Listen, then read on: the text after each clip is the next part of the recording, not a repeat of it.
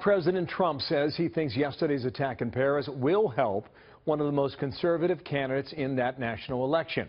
Trump telling the Associated Press that Marine Le Pen is the strongest candidate on borders. She's campaigned on that, though he also said his comments were not an endorsement of her.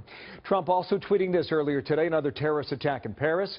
The people of France will not take much more of this, will have a big effect on presidential election. And tweet, France holds the first round on Sunday. If no candidate gets the majority of the vote, there will be a runoff.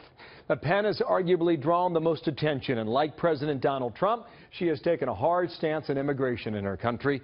Rich Edson reports on that live at the State Department. And this election has major implications for the United States. Rich, in what way?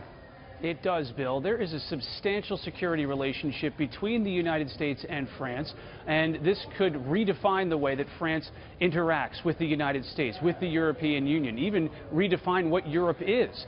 The State Department points out that France and the United States work together to counter ISIS on the Iran nuclear deal. France is a permanent member of the UN Security Council. It is a member of NATO, the North Atlantic Treaty Organization.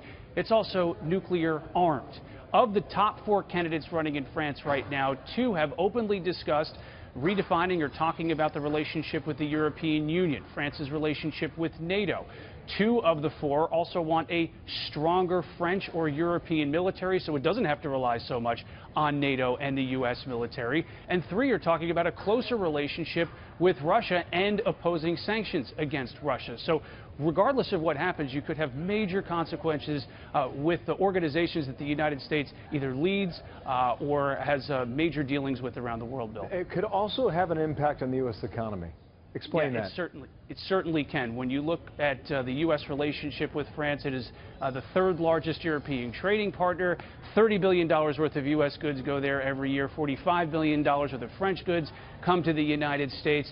You have 2 of the candidates, the one on the far left, the one on the far right, talking about leaving the European Union. And one analyst says that could have major economic consequences. Both Jean-Luc Mélenchon and Marine Le Pen advocate a very deep renegotiation of France's ties to the European Union. That could in reality result in France's exit from the Eurozone, its default on its sovereign debt, which would propel a financial crisis on a scale much bigger than the one we saw in 2008. And while President Trump is talking about Marine Le Pen, President Obama spoke to the center-left candidate there, Emmanuel Macron. A Obama spokesman says it was not an endorsement.